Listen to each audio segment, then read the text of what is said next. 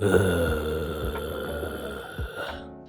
today we're going to take a look at Fool's Paradise Keikotrooper Vinyl Figure Statue. Fool's Paradise is a brand, I guess, that makes these genre blending type figures here, or statues. They're kind of weird to me. I don't really understand what they're trying to do, but they're kind of fun. But they are large, and the price tag on these things are they're pretty big. I bought this one because it was at a time when I was in a designer type toy craze obsession. So I got this guy out of a whim. And yeah, I forgot how much this guy cost. It was a pretty penny, but it was a severe disappointment when I opened them up. I'll show you guys later why. This video is basically a cautionary tale about designer figures and how to do proper research when you're buying this type of stuff from brands you don't really know. This is something I was really angry when I saw this come out of packaging. I'll show you guys later, but yeah. So with that being said, I guess this is the box. It's pretty big. It's packaged very nicely, honestly. I mean, the company did secure it, but the finishing product is much to be desired. So with that being said, let's take a look at this big disappointment. And here's the Keikotrooper thing from Fool's Paradise. The size is, it's a nice size. I mean, this is my hand. It's as advertised of what it is. It's like a genre blending thing. Their concept with the Stormtrooper and stuff like that. And it does look like what is advertised. I mean, sculpt wise from the promo pictures, it is nicely made. Nicely sculpted. What really chaps my ass about this figure statue thing is the paintwork. And you can't really see it now, but if you do close-ups, I'll do close-ups later, you can see how shitty their paintwork is with this thing. It's really horrible. So let's take a closer look at this thing. And here's a closer gander at the Keikotrooper from Fool's Paradise. And yeah, it does have a presence because of its size, and it's pretty interesting to look at sculpt-wise, but that's all it has going for it. Let's just do a little 360 here. There is like a female type body inside it, which I found interesting when I pre-ordered it. You know what I mean? It's still interesting now, but all the paintwork and all that just really kind of depressed me when I found out how bad they make these things. So you can remove the helmet. As you can see, it's wobbling around.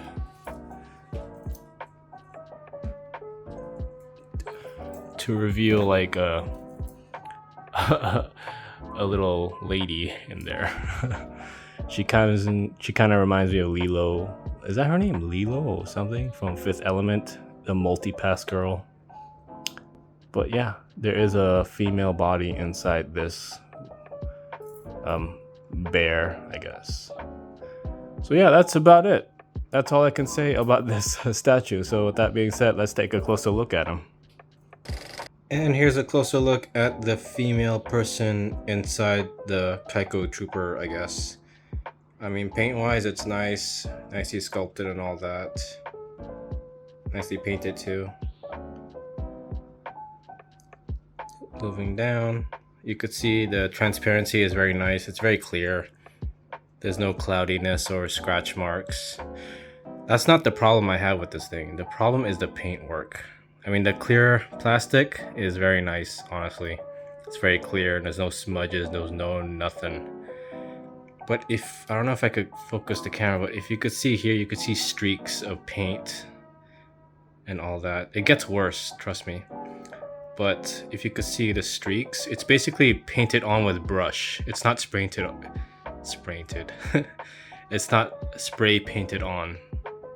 So it doesn't have that smooth finish. It has this horrible streak, like it's been brush painted. Which I understand that these are like handmade and all that, I guess. but the quality is like it's not worth the price point, honestly, for what I paid for. This isn't the quality I expected for what they're charging. That's what really angered me, because this is a pretty hefty price tag on these things, and to have it have this type of shitty paintwork on the main body is kind of depressing. It gets worse. It gets real worse. Let's take a look at the helmet. And here is the helmet, and as you can see, you could see all of the fucking cracks on this damn thing. It's throughout the helmet. I can't really pick it up on camera, but I try to do slow pans and stuff like that. But it's throughout, man, and this is just fucking horrible. I was throwing such a hissy fit when I first saw this out of packaging.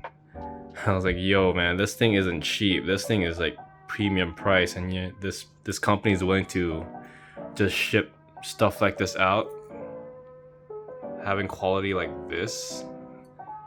Let's see if I can get on camera, because it's white, so it's hard to focus. I think you could see it though.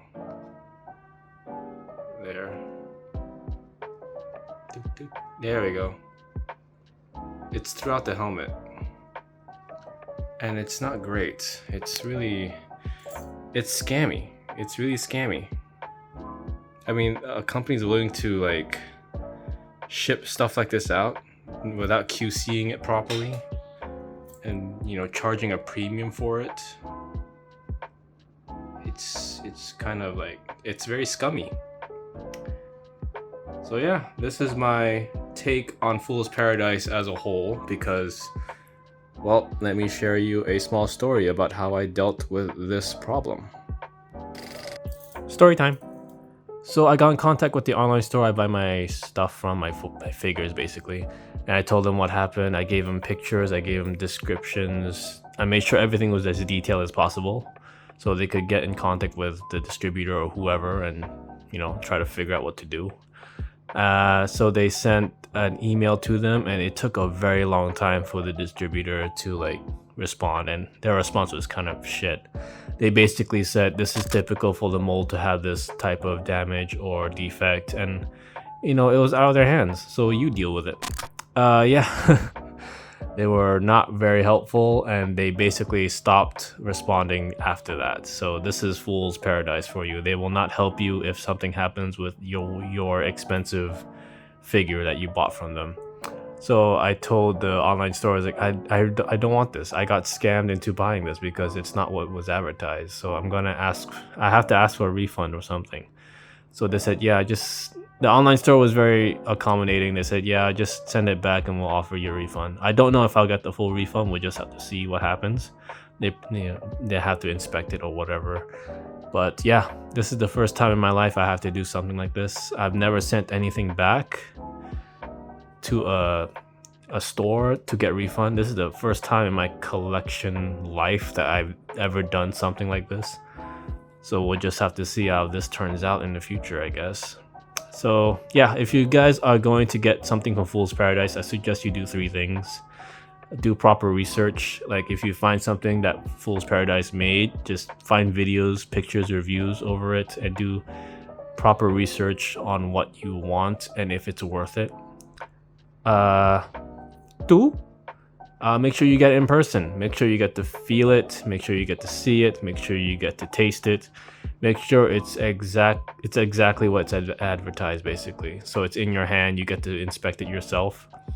And 3, make sure it's worth the price point, because this guy, honestly, Fool's Paradise, they charge their stuff pretty high. I don't know why.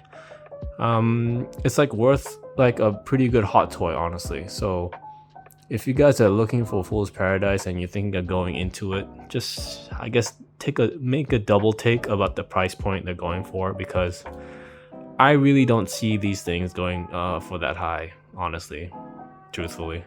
They don't even come with an authenticity card to make sure this is an original piece. So, somewhere down the line, another company might copy their stuff. I don't know how these things work, but this is basically what you're getting. You're not getting any authenticity card or whatever.